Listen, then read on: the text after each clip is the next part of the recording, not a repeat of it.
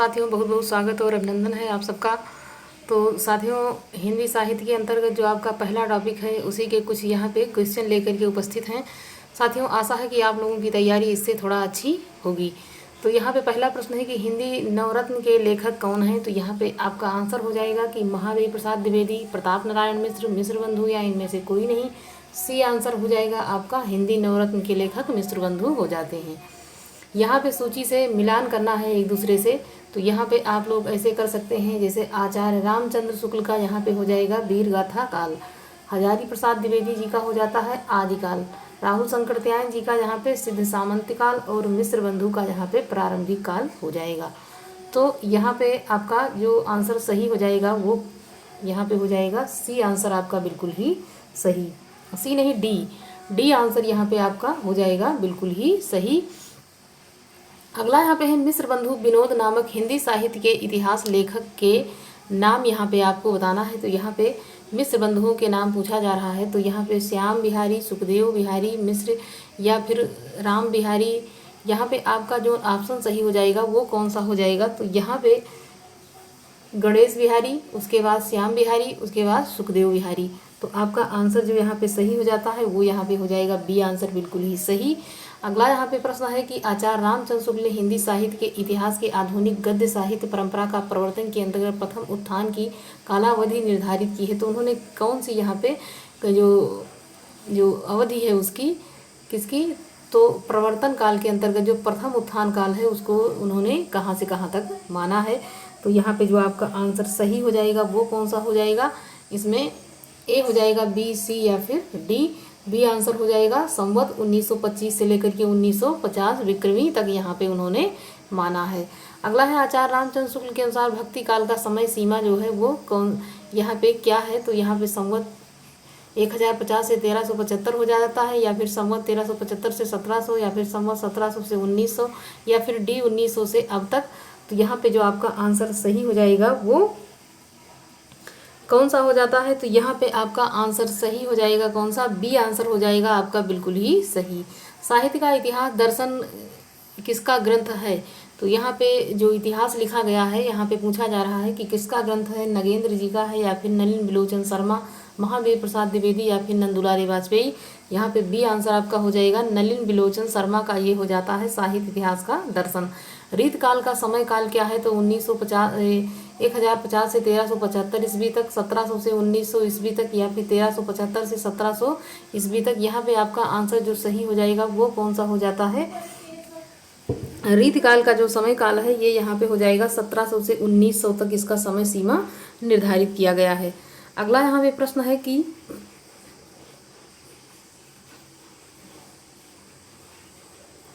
हिंदी साहित्य के प्रारंभिक काल को वीर गाथा काल नाम किसने दिया। तो वीर गाथा काल किसने कहा है, यहाँ पे हो जाएगा आचार्य रामचंद्र शुक्ल, हजारी प्रसाद द्विवेदी या फिर राहुल शंकरत्यायन या फिर मिश्र बंधु। तो वीर गाथा काल कहा है किसने, यहाँ पे आचार्य रामचंद्र शुक्ल ने इसको वीर गाथा काल कहा है। हिंदी साहित्य का जो प्रारंभिक काल है उसको पूछा जा रहा है कि वीर गाथा काल किसने कहा है। तो यहाँ पे हो जाएगा ए आंसर आपका बिल्कुल ही सही। आधुनिक काल को गद्य काल का नाम किसने दिया। तो आधुनिक काल को जो गद्य नाम दिया है यहाँ पे हजारी प्रसाद द्विवेदी, आचार्य रामचंद्र शुक्ल, डॉक्टर राम कुमार वर्मा या फिर गणपति चंद्र गुप्त।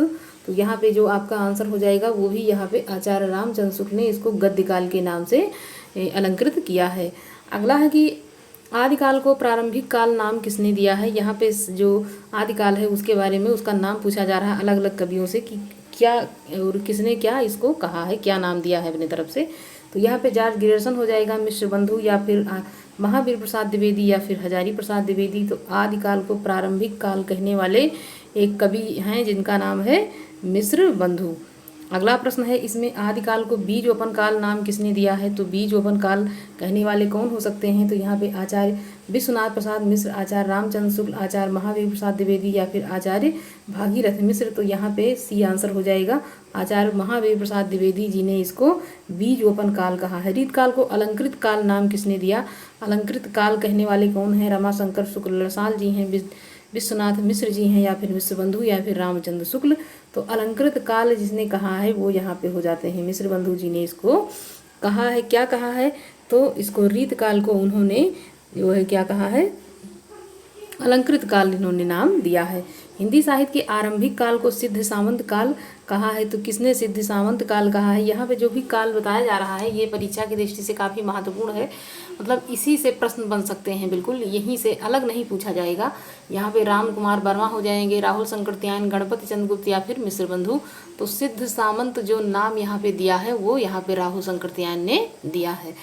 हिंदी साहित्य का अतीत के लेखक कौन है? तो विश्वनाथ प्रसाद मिश्र हैं, विश्वनाथ त्रिपाठी हैं, रामश्याम सुंदर दास हैं या फिर गणपति चंद्र गुप्त हैं। हिंदी साहित्य अतीत जो है ये यहाँ पे हो जाता है किसका? तो विश्वनाथ प्रसाद मिश्र का। यहाँ पे ए आंसर आपका हो जाएगा सही, ए आंसर यहाँ पे हो जाता है। अगला प्रश्न है यहाँ पे कि हिंदी साहित्य का आदिकाल साहित्यिक ग्रंथ इसमें से किसके द्वारा लिखा गया है? तो जो आदिकाल है साहित्यिक इतिहास ग्रंथ इसमें से किस के द्वारा लिखा गया है? तो यहाँ पे आचार्य हजारी प्रसाद द्विवेदी, महावीर प्रसाद द्विवेदी, आचार्य हजारी प्रसाद द्विवेदी, रामस्वरूप चतुर्वेदी या फिर मोहन अवस्थी। यहाँ पे जो आपका आंसर सही हो जाएगा वो कौन सा हो जाएगा? यहाँ पे आपका जो आंसर सही हो जाता है ये यहाँ पे आचार्य हजारी प्रसाद द्विवेदी जी हो जाता है। बी आंसर आपका बिल्कुल यहाँ पे सही। किस लेखक के इतिहास ग्रंथ में सर्वप्रथम हिंदी साहित्य का विभाजन मिलता है? तो किसने सबसे पहले विभाजन किया हिंदी साहित्य का? ये काफ़ी महत्वपूर्ण प्रश्न है। शिव सिंह सेंगर ने, महेश दत्त शुक्ल ने या फिर मौलवी करीमुद्दीन ने या फिर जॉर्ज ग्रियर्सन ने? तो सबसे पहले जो काल का विभाजन यहाँ पे किया है वो किसके द्वारा किया गया है? तो यहाँ पे जॉर्ज ग्रियर्सन जी ने इसको किया है, जिन्होंने भक्ति काल को स्वर्ण काल भी कहा है। किसने कहा है? तो यहाँ पे जॉर्ज ग्रियर्सन जी ने ये कहा है कि भक्ति काल को इन्होंने स्वर्ण युग के नाम से इसको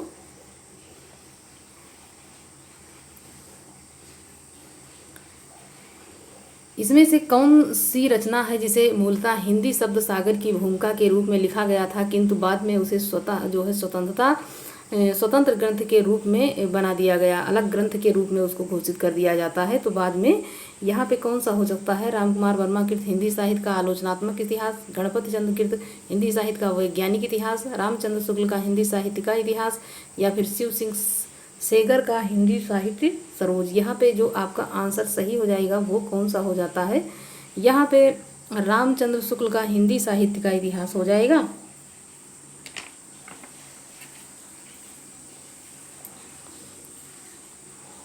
सी आंसर आपका हो जाएगा बिल्कुल ही सही, रामचंद्र शुक्ल का यहाँ पे हिंदी साहित्य का इतिहास हो जाता है। अगला यहाँ पे प्रश्न है हिंदी साहित्य के प्रथम काल को वीर काल किसने कहा? तो वीर काल कहने वाले यहाँ पे कौन कवि हैं? तो यहाँ पे हो जाएंगे विश्वनाथ मिश्र हैं या फिर रामचंद्र शुक्ल या फिर विश्वनाथ प्रसाद मिश्र या फिर राम कुमार वर्मा। यहाँ पे विश्वनाथ प्रसाद हो जाएंगे। इसको विश्व यहाँ पे और ये वीर, तो इसको रिलेट करेंगे कि वीर कौन है देखा जाए तो यहाँ पे विश्वनाथ, मतलब विश्व का भरण पोषण करने वाला जो है उसी को आप वीर यहाँ पे मान लीजिए और उसी से आपका यहाँ पे ये रिलेट हो जाएगा। अगला है कि आचार्य रामचंद्र शुक्ल द्वारा रचित हिंदी साहित्य का इतिहास का प्रकाशन कब होता है? तो ये हो जाएगा 1917 में है, 1918 में है, 1919 या फिर 1929। यहाँ पे डी आंसर हो जाएगा बिल्कुल ही सही। इसका प्रकाशन जो होता है वो 1929 में होता है। और आप देख सकते हैं ये प्रश्न कितनी बार परीक्षा में दोहराया जा चुका है। निम्नलिखित में से कौन सा युग असंगत है हिंदी साहित्य का इतिहास? ये यहाँ पे पूछा जा रहा है असंगत कौन सा है? तो हिंदी साहित्य का इतिहास आलोचनात्मक इतिहास रामकुमार वर्मा सही है। यहाँ पे ये क्या हो जाएगा? ये बिल्कुल सही है। हिंदी साहित्य का वैज्ञानिक इतिहास ये गणपति चंद्रगुप्त का बिल्कुल सही है। हिंदी साहित्य का दूसरा इतिहास ये यहाँ पे गलत हो जाता है। हिंदी साहित्य का इतिहास ये यहाँ पे सही हो जाएगा। तो यही ऑप्शन आपका जो है सी आंसर यहाँ पे आपका बिल्कुल सही हो जाता है कि हिंदी साहित्य का दूसरा इतिहास ये यहाँ पे बच्चन सिंह ने इसको लिखा है। अगला यहाँ पे प्रश्न है कि अमीर खुसरो का यहाँ पूरा नाम पूछा जा रहा है कि उनका पूरा नाम क्या है? तो यहाँ पे आंसर हो जाएगा इसमें ए सही है, बी सही है, सी या फिर डी। तो डी आंसर हो जाएगा अबुल हसन यहाँ पे यमुनुद्दीन हो जाता है। अगला है कि पुरानी हिंदी का नामकरण यहाँ पे किसने किया है? तो यहाँ पे हजारी प्रसाद द्विवेदी जी ने, रामचंद्र शुक्ल या फिर ईसा अल्लाह खां या फिर चंद्रधर शर्मा गुलेरी। डी आंसर हो जाएगा चंद्रधर शर्मा गुलेरी ने इसको पुरानी हिंदी के नाम से इसको विभूषित किया है। इसमें से हिंदी साहित्य का इतिहास किसने नहीं लिखा है, तो यहाँ पे डॉक्टर नगेंद्र हो जाएंगे, लक्ष्मी सागर वैष्णव हो जाएंगे, यहाँ पे डॉक्टर राम कुमार वर्मा या फिर बच्चन सिंह। तो किसने यहाँ पे हिंदी साहित्य इतिहास नहीं लिखा है, ये यहाँ पे पूछा जा रहा है। तो आपका जो आंसर हो जाएगा वो कौन सा हो जाएगा, तो यहाँ पे डॉक्टर नगेंद्र ने यहाँ पे हिंदी साहित्य नहीं लिखा है। अगला है कि इसमें से काशी नागरी पचाणी सभा के संस्थापक इसमें से कौन है, तो श्याम सुंदर दास हैं, ठाकुर शिव कुमार सिंह हैं, राम नारायण मिश्र हैं या फिर रामचंद्र शुक्ल हैं। आंसर आपका यहाँ पे नहीं पूछा जा रहा है, हाँ नहीं, इसमें ये पूछा जा रहा है कि इसमें किसने इसका जो है संस्थापक के रूप में नहीं है। तो ठाकुर शिव कुमार हैं यहाँ पे, श्याम सुंदर दास हैं, राम नारायण भी यहाँ पे हो जाते हैं, जबकि यहाँ पे रामचंद्र शुक्ल जो हैं ये यहाँ पे ये नहीं है। ये यहाँ पे आंसर आपका हो जाएगा सही। भाषा काव्य संग्रह किसकी कृति है, महेश दत्त शुक्ल या फिर रामचंद्र शुक्ल या देवी दत्त शुक्ल या फिर श्याम बिहारी मिश्र। आंसर आपका यहाँ पे जो सही हो जाएगा वहाँ पे ए हो जाएगा। भाषा काव्य संग्रह जो है यहाँ पे यहाँ पे ए आंसर आपका हो जाएगा, महेश दत्त शुक्ल। हिंदी भाषा का उद्भव और विकास के लेखक कौन हो जाते हैं, यहाँ पे डॉक्टर नगेंद्र हैं, राम कुमार शुक्ल हैं, हजारी प्रसाद द्विवेदी या फिर उदय नारायण हो जाते हैं। डी आंसर आपका हो जाएगा बिल्कुल ही सही, यहाँ उदय नारायण जी हो जाते हैं। हिंदी भाषा का उद्भव और विकास, यहाँ पे आपका आंसर हो जाएगा कौन सा, डी आंसर आपका हो जाएगा बिल्कुल ही सही। कौन मिस्र बंधुओं में नहीं है, ये प्रश्न काफ़ी एग्जाम में बन जाता है, तो इनको मिस्र बंधुओं को अच्छे से तैयार कर लें कि यहाँ पे कौन नहीं है। तो यहाँ पे गणेश बिहारी हैं, श्याम बिहारी हैं, जबकि यहाँ पे जो कृष्ण बिहारी हैं ये नहीं हैं, यहाँ पे सुखदेव बिहारी जी हो जाते हैं। तो यहाँ पे जो आपका आंसर सही हो जाएगा वो कौन सा हो जाएगा, यहाँ कृष्ण बिहारी नहीं है, जबकि गणेश बिहारी, श्याम बिहारी और सुखदेव बिहारी मिस्र बंधुओं में शामिल हैं। साथियों, हम आशा करते हैं कि ये जो छोटे छोटे प्रश्न हैं आप लोगों के लिए काफ़ी एग्ज़ाम के लिए बहुत ही महत्वपूर्ण साबित होंगे। आप यहाँ से अगर तैयारी करते हैं और आप लोग यदि चाहते हैं, यदि यहाँ से आप पढ़ना चाहते हैं, तो यहाँ से वन लाइनर भी आपको कराया जाएगा, जिसके माध्यम से तैयारी करने में बहुत अच्छे से मदद होती है और उससे याद बहुत अच्छे से होता है प्रश्न। तो आप लोग चाहें तो यहाँ पे बता सकते हैं कि हाँ बिल्कुल यहाँ से हम तैयारी कर सकते हैं, तो हम वन लाइनर भी आप लोगों को करा देंगे और आप लोगों की तैयारी जिससे थोड़ा और अच्छी हो जाए। वैसे आप लोगों की तैयारी बहुत अच्छी दिशा में है और बहुत अच्छे से आप लोग तैयारी कर भी रहे हैं, लेकिन आप लोग चाहें तो आप लोगों का यहाँ से वन लाइनर और जो काव्य पंक्तियाँ पूछी जाती हैं और जो कथन होता है वो बहुत अच्छे से हम यहाँ पे तैयार कर सकते हैं। आप लोगों का धन्यवाद साथियों।